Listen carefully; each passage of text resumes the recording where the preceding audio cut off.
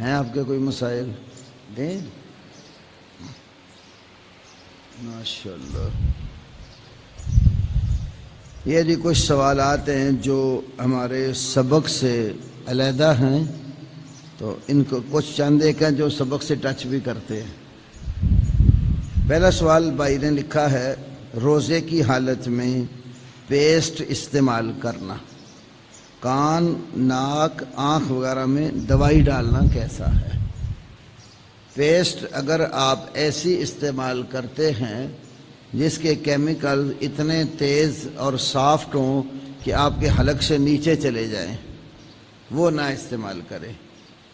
لیکن اس کے اگر ایسی نہیں ہے تو پیسٹ استعمال کرنے میں کوئی حرج نہیں ہے۔ یہ ایسے ہی ہے جیسے آپ مسواک استعمال کرتے ہیں تو ہر درخت کی مسواک کا ذائقہ علیحدہ ہوتا ہے۔ کیکر کی مسواک استعمال کریں، اس کا ذائقہ علیحدہ ہوگا اور وہ خشکی پیدا کرتی ہے۔ ٹالی شیشم کی مسواک کا الگ ذائقہ ہے۔ پھلا درخت جو ہے، پھلائی کی مسواک علیحدہ ذوق رکھتی ہے۔ اسی طرح باقی مختلف ایسے ہیں درخت کے، ان کی مسواک کے ذائقے کئی ایک آتے ہیں، تو ذائقہ مختلف آنا یہ روزے کے لیے مضر نہیں۔ حلق سے نیچے کوئی چیز نہیں اترنی چاہیے۔ حلق سے نیچے اگر اتر جاتی ہے تو وہ روزے کو توڑ دیتی ہے۔ ایسی ناک میں یا کان میں دعا ڈالتے ہیں، ایسی دعا جو اگر حلق سے نیچے جائے وہ نہیں ڈالو۔ آنکھ میں سرما ڈالنا، اس کی مثال شرع میں ہے کہ روزے کی حالت میں سرما ڈالنا ممنوع نہیں ہے، کیونکہ یہ حلق سے نیچے نہیں جاتا۔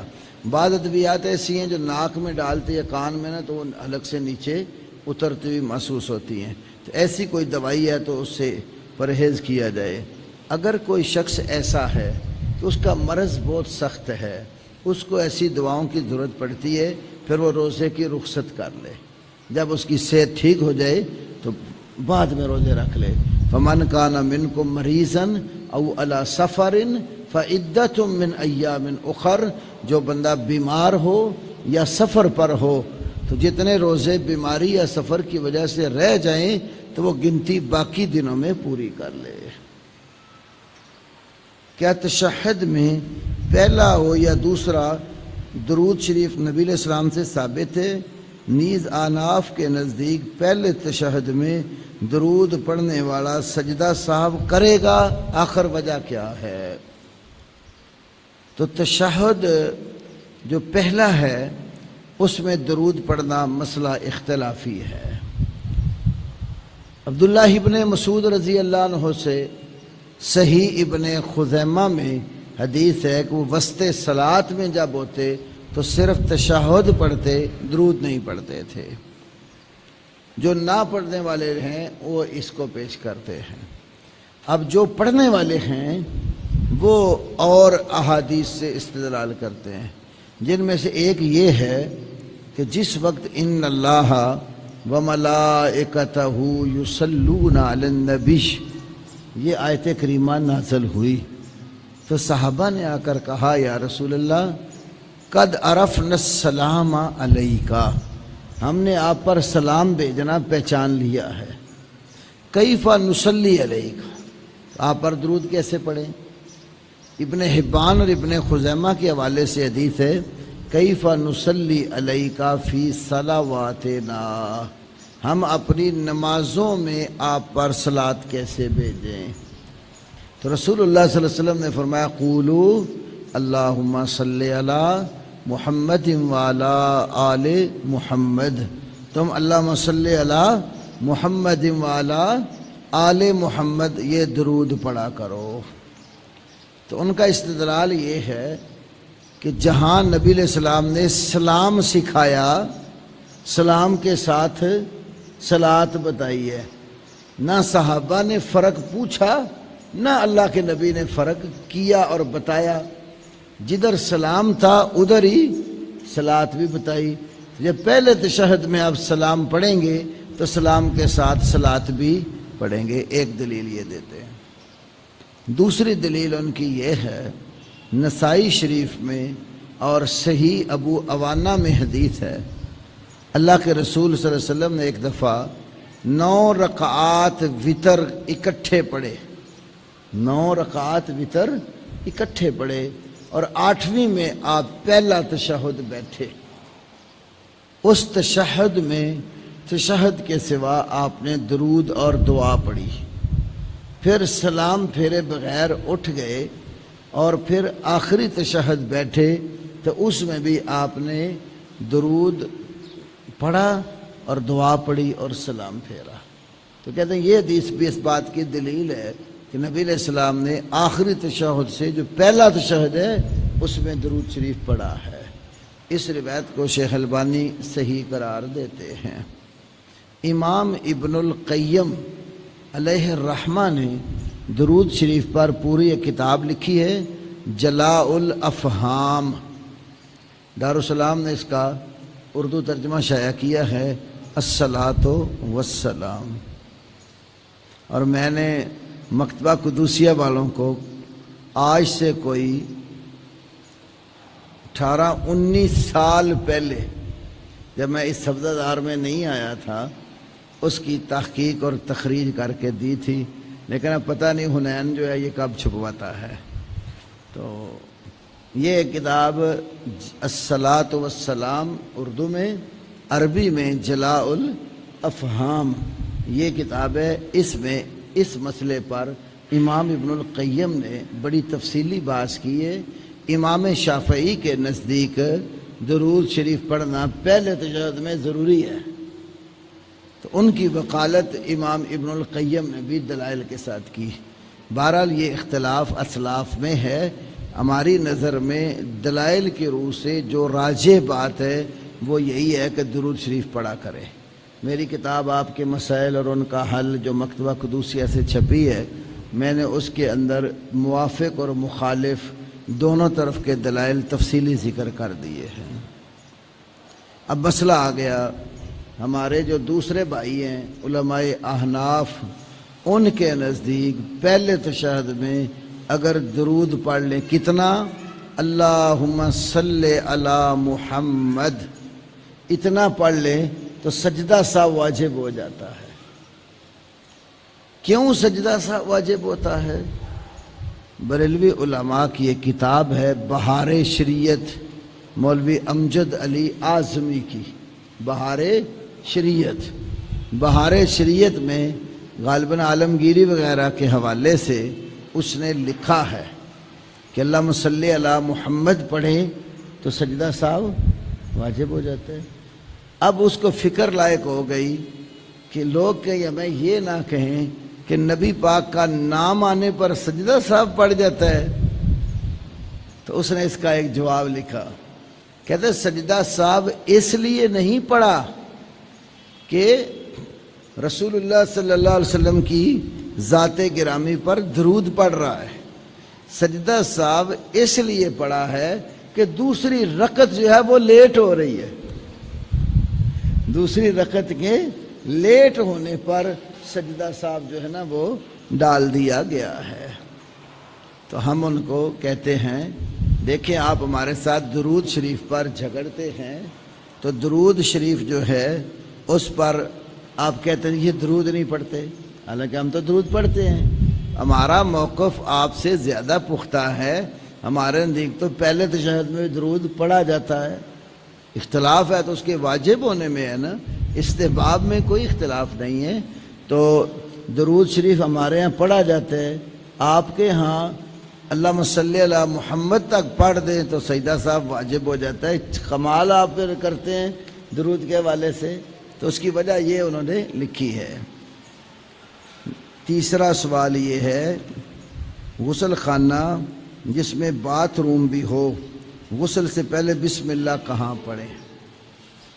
پہلی بات تو یہ ہے کہ ہمیں اپنے گھروں کے باتھ روموں کی بھی اصلاح کرنی چاہیے۔ گھر میں باتھ روم بناؤ، ایک ہی کمرے میں اگر نہانے کا اور حاجت کرنے کا آپ نظام بناتے ہیں تو جہاں حاجت والی جگہ اس میں ایک چھوٹی سی دیوار بنا دیں، تاکہ فرق رہے کہ ادھر والی جگہ وہ ہے حاجت کے لیے اور دوسری طرف والی جگہ غسل کے لیے۔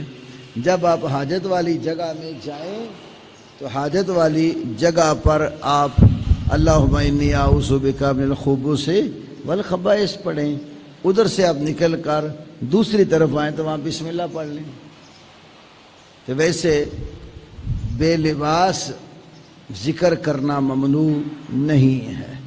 اگر حاجت سے فارغ ہو جاتا ہے نا تو وضو سے پہلے بسم اللہ پڑھتا ہے تو وہ منع نہیں ہے کہ اس کے لیے ضروری نہیں کپڑے ہی پہنے ہوئے ہوں تو وہ پھر جو نہ پڑھے باقی نہ پڑھے۔ ہاں حاجت کرتے وقت اللہ کا ذکر نہیں کرنا چاہیے۔ ابن خزیمہ میں حدیث ہے، نبی علیہ السلام قضائے حاجت کو بیٹھے تھے، کوئی آیا تو اس نے سلام کہہ دیا، آپ نے جواب نہیں دیا۔ حاجت کر کے فارغ ہو کے جب باہر نکلے تو پھر ایک روایت میں ہے آپ نے تیمم کیا اور ایک روایت میں ہے آپ نے وضو کیا، پھر اس کے سلام کا جواب دیا۔ تو ایسی جگہوں پر ذکر و اذکار نہیں، ہاں اس سے علیحدہ جگہ پر ذکر و اذکار ممنوع نہیں ہے۔ اب اس سے ہٹ کر دوسری جگہ جب جائیں تو بسم اللہ پڑھ لیں، کیونکہ بسم اللہ وضو کے لیے ضروری ہے، حکم ہے۔ تفسیر پڑھاتے وقت آپ نے فرمایا کہ شیعہ صرف 3 صحابہ کو مسلمان سمجھتے ہیں، باقی کو مرتد، آخر 3 کو مسلمان کیوں سمجھتے ہیں؟ اس لیے کہ وہ تینوں حضرت علی کے ساتھ بڑی محبت رکھتے ہیں، ان کے ہاں اصل محور جو ہے وہ حضرت علی ہے۔ تو نام دوبارہ دہرا دیں، نمبر 1 بلال، نمبر 2 سلمان فارسی، نمبر 3 مقداد بن عمر، جنہیں مقداد بن اسود بھی کہا جاتا ہے۔ 4 رکعت باجماعت نماز پڑھنے کے لیے آئے لیکن 1 رکعت گزر گئی، اب امام صاحب کی تیسری رکعت میں رفع دین کا شرعی حکم کیا ہوگا جبکہ لیٹ آنے والے کی دوسری رکعت ہے؟ امام صاحب ہوں یا مقتدی ہوں، جب ان کی 2 رکعتیں مکمل ہو جائیں اور تیسری کو وہ اٹھیں اس وقت رفع دین کرنا چاہیے۔ ہمارے عوام میں یہ غلطی ہے، 1 رکعت بھی ملی نہ یا نہ ملی تشہد میں آ کر بیٹھے، امام صاحب اٹھ کے کھڑے ہوئے تو مقتدی بھی ساتھ ہی رفع دین کر دیتا ہے۔ حدیث کے لفظ ہیں اذا قام من الرکعتین رفع یدیہ، عبداللہ ابن عمر سے صحیح بخاری وغیرہ میں، جب 2 رکعتوں سے اٹھتے تو رفع دین کرتے تھے۔ تو جب آپ کی 2 پوری ہو جائیں، آپ 2 پڑھ کر اٹھیں، اس میں تشہد کی قید نہیں ہے کہ آپ نے بیٹھ کر تشہد پڑھ کے اٹھنا ہے، نہیں، یہ قید نہیں ہے۔ لفظ یہ ہیں اذا قام من الرکعتین رفع یدیہ، 2 رکعتوں سے اٹھو تو رفع دین کرو۔ ضمناً یہ مسئلہ بھی یاد رکھیں جو پوچھا نہیں گیا لیکن اس سے متعلق ہے، 3 رکعت آپ وتر پڑھتے ہیں، 2 پڑھ کر جب اٹھتے ہیں تشہد نہیں بیٹھتے تو اس وقت بھی آپ اسی حدیث کی روح سے رفع دین کریں گے۔ کیا رکوع کے بعد ہاتھ باندھنے کا کوئی شرعی دلیل ہے؟ جو باندھتے ہیں وہ کس دلیل کی روح سے باندھتے ہیں؟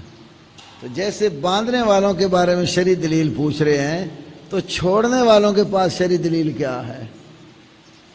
دونوں طرف صریح نص موجود نہیں ہے، دونوں گھروں نے عام احادیث سے استدلال کیا ہے۔ باندھنے والے کہتے ہیں رکوع کے بعد جو کھڑے ہونے کی حالت ہے، کھڑے ہونے والے کو حدیث کی روح سے قائم کہتے ہیں، قائمن، کھڑا ہونے والا۔ پھر وہ اس کے لیے بخاری شریف سے حدیث پیش کرتے ہیں ثم یقول سمع اللہ لمن حمدہ وہو قائم، پھر آپ سمع اللہ کہتے اس حال میں کہ آپ قائم ہوتے۔ کہتے جب رکوع کے بعد بھی بندہ قائم ہے تو قائم کی سنت ہاتھ باندھنا ہے، ساتھ پھر ایک اور حدیث ملا دیتے ہیں نسائی شریف کی، اذا کان قائما فی الصلاۃ قبض بیمینہ علی شمالہ، جب آپ نماز میں قائم ہوتے تھے دائیں ہاتھ کو بائیں ہاتھ پر باندھتے تھے۔ تو یہ حدیث عام ہے، اب اس میں پہلے اور دوسرے قیام کی کوئی تخصیص نہیں ہے، جب بھی آپ قائم ہوتے ہاتھ باندھتے، تو رکوع کے بعد بھی تو قائم ہی کہا گیا ہے، تو لہذا رکوع کے بعد بھی ہاتھ باندھیں گے۔ ایک یہ دلیل ہے۔ دوسری دلیل ان کی بخاری اور موطا کی حدیث ہے، سہل بن سعد رضی اللہ تعالی عنہ کی، کان الناس یؤمرون ان یضع الرجل یدہ الیمنی علی ذراعہ الیسری فی الصلاۃ، لوگوں کو حکم دیا جاتا تھا دائیں ہاتھ کو بائیں ذراع پر نماز میں باندھیں۔ ذراع بتایا تھا نا اس دن، درمیانی انگلی سے کونی تک اس ہاتھ کو ذراع کے پورے ذراع پر لے آؤ، تو کہتے ہیں نماز میں ایسے ہاتھ باندھنے کا حکم تھا۔ تو پھر وہ استدلال کرتے ہیں یہ حدیث پوری نماز میں ہاتھ بندھوا رہی ہے۔ اب وہاں ہاتھ کھلیں گے جہاں پر حدیث کھلوائے گی۔ تو کہتے ہیں رکوع کے بعد، رکوع میں جب بندہ جاتا ہے تو حدیث میں وضاحت ہے کہ دونوں ہاتھوں کو دونوں گھٹنوں پر رکھنے، قابضہما، دونوں ہاتھوں سے دونوں گھٹنے پکڑ لے۔ اس حدیث نے رکوع کے اندر چھڑا دیے۔ پھر سجدے میں جاتا ہے، سجدے میں بھی حدیث ہے امرت ان اسجد علی سبعۃ اعظم، ابن عباس سے بخاری وغیرہ میں 7 اعضاء اور ہڈیوں پر مجھے سجدہ کرنے کا حکم دیا گیا ہے۔ 7 اعضاء اور ہڈیوں میں دونوں ہاتھ، دونوں گھٹنے، دونوں پاؤں کے سرے اور پیشانی، اور پھر ناک کی تو اشارہ کر کے کہا اس کو بھی زمین پہ لگاؤ۔ تو اس حدیث نے سجدے میں کھلا دیے۔ تشہد کی حالت میں بھی حدیث میں ہے کہ آپ اپنے دونوں ہاتھ دونوں گھٹنوں یا رانوں کے اوپر رکھتے تھے، اس کے سوا حدیث کہیں سے ہاتھ کھلاتی نہیں ہے۔ اب اگر کوئی کہتا ہے کہ رکوع کے بعد بھی کھول کے رکھنے ہیں تو کہتے ہیں جیسے یہ دلیلیں وہ پیش کر دے، نہیں تو یہ حدیث رکوع کے بعد ہو یا پہلے ہو ہر دو صورتوں میں بندھواتی ہے۔ یہ ان کے دلائل ہے۔ اب چھوڑنے والوں کی طرف آ جاؤ۔ چھوڑنے والے کیوں چھوڑتے ہیں؟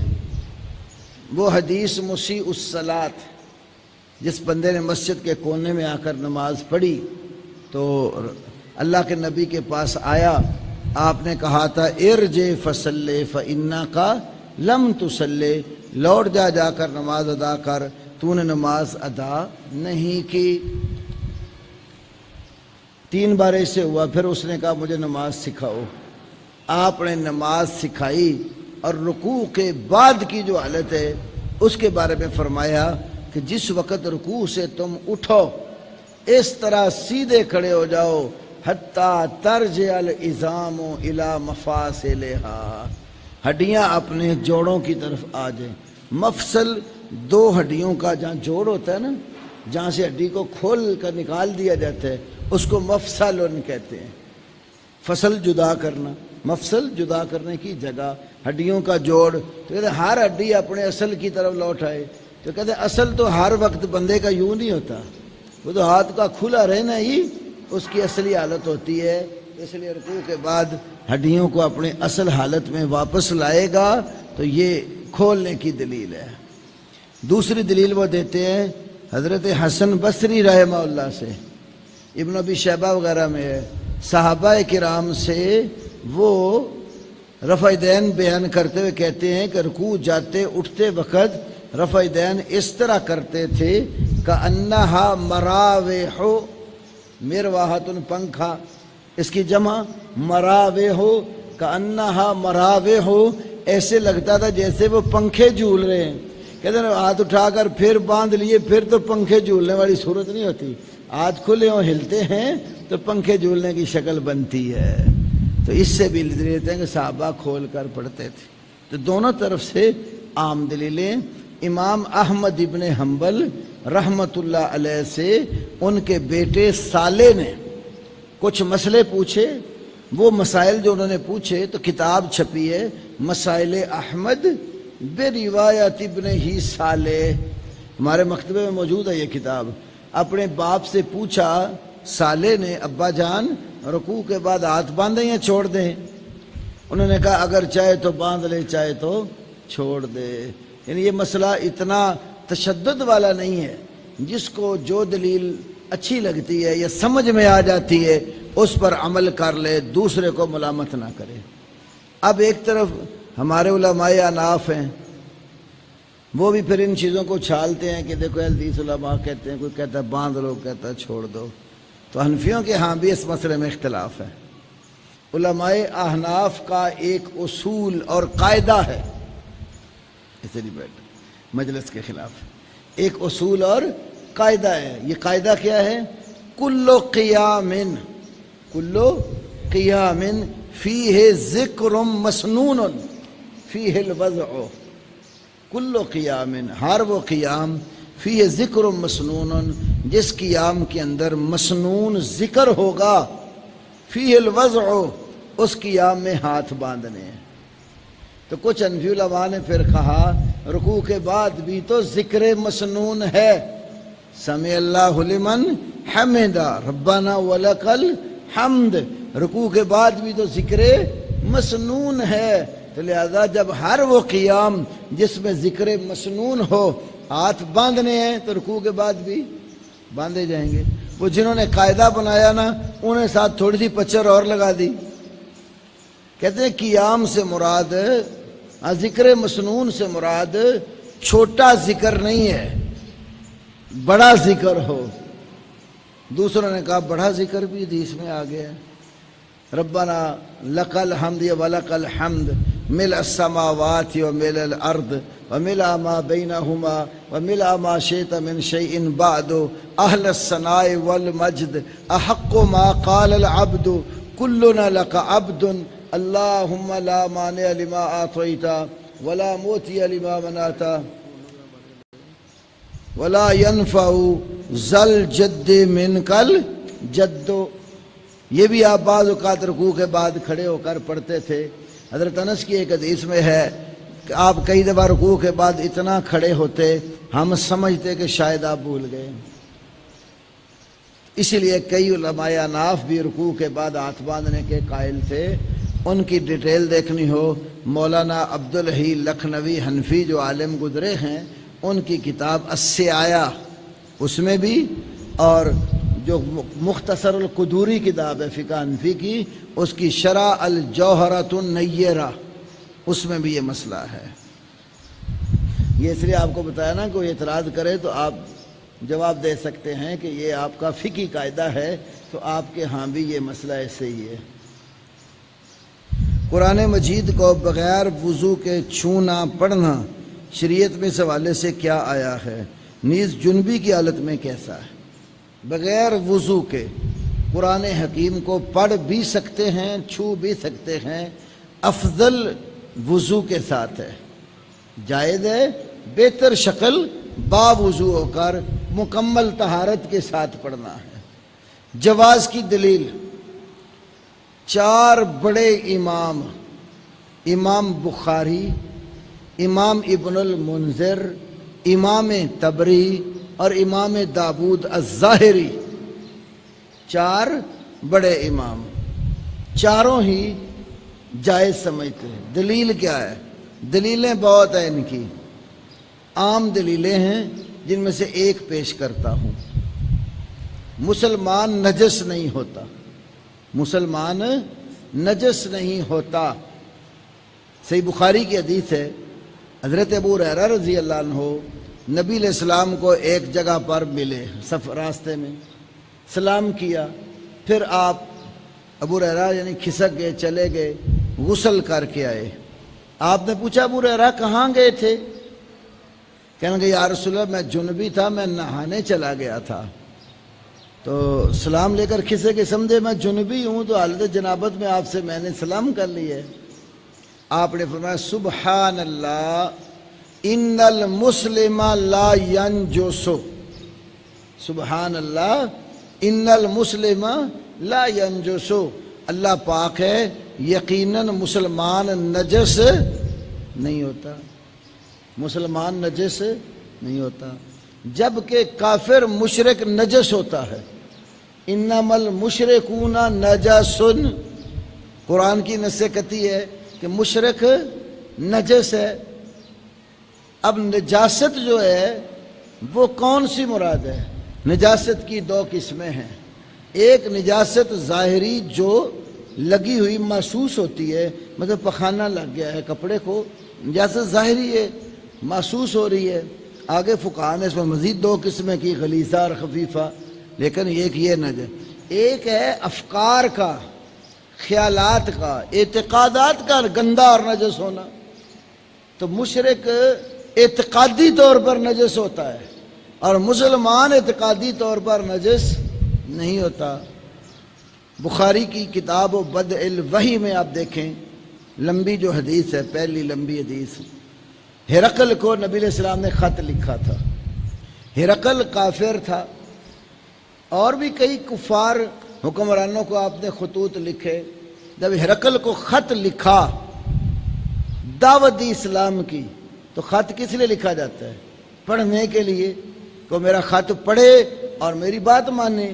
اس میں آپ نے قرآن کی ایک لمبی آیت لکھی، یا اہل الکتاب تعالوا الی کلمۃ سواء بیننا وبینکم، یہ ایک لمبی آیت ہے، تو یہ لکھی۔ تو کیوں لکھی تھی؟ پڑھنے کے لیے۔ کافر جو نجس ہے اس کو لکھ کر قرآن کی آیت پڑھنے کے لیے ایک ورقے پر بھیج دی جائے تو وہ پڑھ سکتا ہے، تو مسلمان کیوں نہیں پڑھ سکتا؟ تو اس لیے اگر جنابت کی حالت میں بھی ہو تو پڑھ سکتا ہے، پکڑ بھی سکتا ہے۔ افضل صورت میں نے آپ کو بتائی کہ طہارت میں ہے۔ پڑھنے کی ایک شکل یہ ہے، احتیاط کرنی ہے۔ جنابت کی حالت میں یا عورت ماواری کی حالت میں ہے تو کپڑے کے ساتھ وہ قرآن کو پکڑ لے۔ اس سے ایک اور زیادہ محفوظ صورت آج کے دور میں آ گئی ہے۔ موبائل ہے نا، اب موبائل کے اندر قرآن ہے، قرآن نیچے ظاہر ہوتا ہے، اوپر اس کے شیشہ لگا ہوا ہے، سکرین۔ وہ سکرین کے پردے کو تو آپ کا ہاتھ لگتا ہے، لفظوں کو نہیں لگتا۔ تو یہ اس سے بھی محفوظ صورت ہے۔ آپ موبائل کھولیں، تعلیم تعلم کی صورت ہے، عورت ایام میں ہے، مرد جنابت میں ہے، پڑھنے کی ضرورت پڑی ہے تو موبائل سے آپ پڑھ لیتے ہیں۔ تو اس میں یہ ایک اہم ترین صورت آ گئی کہ آپ کے ہاتھ الفاظ کو لگتے ہی نہیں ہیں۔ ایک دوسری دلیل، تاریخ بغداد میں ایک واقعہ ہے۔ امام ابو ثور رحمۃ اللہ علیہ بہت بڑے امام تھے، غالباً خالد بن ابراہیم یا ابراہیم بن خالد نام ہے، مجھے تھوڑا سا اس ٹائم یاد نہیں آ رہا، دونوں میں سے ایک ہے۔ تو ابو ثور علیہ الرحمہ کا واقعہ لکھا خطیب نے۔ کچھ نوجوان محدث طالب علم تھے جو حدیثیں یاد کرتے تھے، قال قال رسول اللہ صلی اللہ علیہ وسلم، لیکن ان کو پوری طرح اس کی فقاہت نہیں تھی ابھی۔ ایک عورت آئی، اس نے کہا کیا حیض والی عورت میت کو غسل دے سکتی ہے؟ حیض والی عورت میت کو غسل دے سکتی ہے؟ اب وہ طالب علم بیچارے سارے چپ کہ کیا جواب دیں اس کا۔ اتنے میں امام ابو ثور آ گئے، کہنے لو وہ ابو ثور آ گئے، ان سے پوچھے، وہ بتائیں گے مسئلہ۔ امام ابو ثور رحمۃ اللہ علیہ سے مسئلہ پوچھا، انہوں نے کہا ہاں دے سکتی ہے۔ انہوں نے کہا دلیل کیا ہے؟ انہوں نے کہا دلیل وہ حدیث ہے جس میں نبی صلی اللہ علیہ وسلم نے حضرت عائشہ سے کہا تھا، عائشہ ناولینی الخمرہ، مسجد سے مجھے چٹائی پکڑا دو۔ تو کہنے لگی یا رسول اللہ میں تو حائضہ ہوں، حالت حیض میں مسجد سے چٹائی کیسے پکڑا دوں آپ کو؟ فرمایا انما حیضتک لیست فی یدک، تیرا حیض تیرے ہاتھوں میں نہیں ہے، چٹائی کس سے پکڑانی ہے؟ ہاتھ سے۔ تو حیض میں تو نہیں نا ہاتھ لگا ہوا، تو چٹائی پکڑاؤ۔ تو انہوں نے کہا جب غسل دینا ہے تو ہاتھوں سے دینا، ہاتھوں میں تو حیض نہیں ہوتا، لہذا غسل دے سکتی ہے۔ اسی سے ہم کہتے ہیں کہ اس نے قرآن پکڑنا ہے ہاتھوں سے، ہاتھ حیض کا محل نہیں ہے۔ تو جواز ضرور ہے، لیکن افضلیت ہمیشہ وہ جتنی زیادہ طہارت ہو اس کے اندر ہوتی ہے۔ اس کی تفصیل آپ نے پڑھنی ہو لمبی اردو زبان میں، وہ جو حکیم صادق سیالکوٹی رحمۃ اللہ علیہ کی صلاۃ الرسول کتاب تھی نا، اس کتاب کی تحقیق اور تخریج کی تھی حافظ عبد الحنان عبد الرؤف، جو حافظ عبد الرؤف عبد الحنان، آج کل وہ پہلے شارجہ میں ہوتے تھے، آج کل کویت میں ہوتے ہیں، یہ ہیڈ بلوکی میں ان کا پیچھے بائی گھر ہے۔ انہوں نے القول المقبول کے نام پر اس کی تخریج کی تھی۔ اس تخریج میں اس مسئلے کو انہوں نے بڑا تفصیل کے ساتھ لکھا ہے۔ رسول اللہ صلی اللہ علیہ وسلم کی قبر مبارک کے قریب سے جب گزریں تو آپ کو سلام کیسے بھیجیں، طریقہ کیا ہے؟ کیا اس وقت رسول اللہ سنتے ہیں، جواب دیتے ہیں؟ ایک بات تو یہ ہے کہ اس کے لیے بھی نبی علیہ السلام نے کہ کسی نبی کی قبر پر جا کر سلام کہنا ہو، کوئی خاص طریقہ معین نہیں کیا، وہی جو عام اہل قبور کے لیے ہے کہ جب قبر والوں کے پاس سے گزرو تو آپ کی تعلیم یہ السلام علیکم اہل الدیار من المومنین والمسلمین، یہ دعا پڑھیں جو قبرستان میں پڑھی جاتی۔ دوسری صورت، یہ ایک صحابی کا عمل ہے عبداللہ ابن عمر کا، وہ جب آپ کی قبر پر آتے تھے تو کہتے تھے السلام علیکہ یا رسول اللہ، آگے بڑھتے السلام علیکہ یا ابا بکر، اس سے آگے ہوتے تو السلام علیکہ یا عمر، قبر پر ان لفظوں سے سلام پڑھتے تھے۔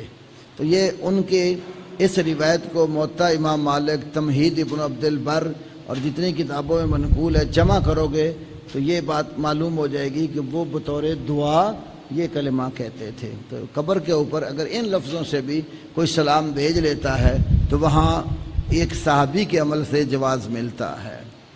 دوسری بات، نبی صلی اللہ علیہ وسلم سنتے ہیں یا نہیں سنتے، یہ مسئلہ یہاں اختلافی ہے، اور اختلاف کی وجہ ایک روایت ہے کہ جو میری قبر پر آ کر سلام پڑھے گا میں سنوں گا اور اس کو جواب بھی دوں گا۔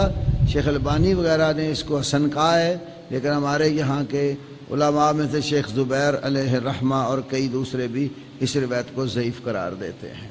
لیکن یہ بات صحیح ہے کہ قبر کے اوپر اگر آپ صیغہ یا کا بھی استعمال کریں گے تو وہ دعا ہے جو مخاطب ہو کر کہی جاتی ہے، وہاں پکارنا مقصود نہیں ہے، کیونکہ خود ابن عمر جو تھے وہ رسول اللہ کی قبر کو چھونا بھی پسند نہیں کرتے تھے۔ انہی سے ہی ابو عاصم کا ایک جز ہے حدیث کا، اور امام ذہبی کی کتاب جو مشیخہ ہے اس میں یہ روایت باسند صحیح آئی ہے، کانا یقرہ مسا قبر النبی صلی اللہ علیہ وسلم، ابن عمر تو نبی پاک کی قبر کو چھونا بھی پسند نہیں کرتے تھے، تو دعا کر کے آ جاتے تھے۔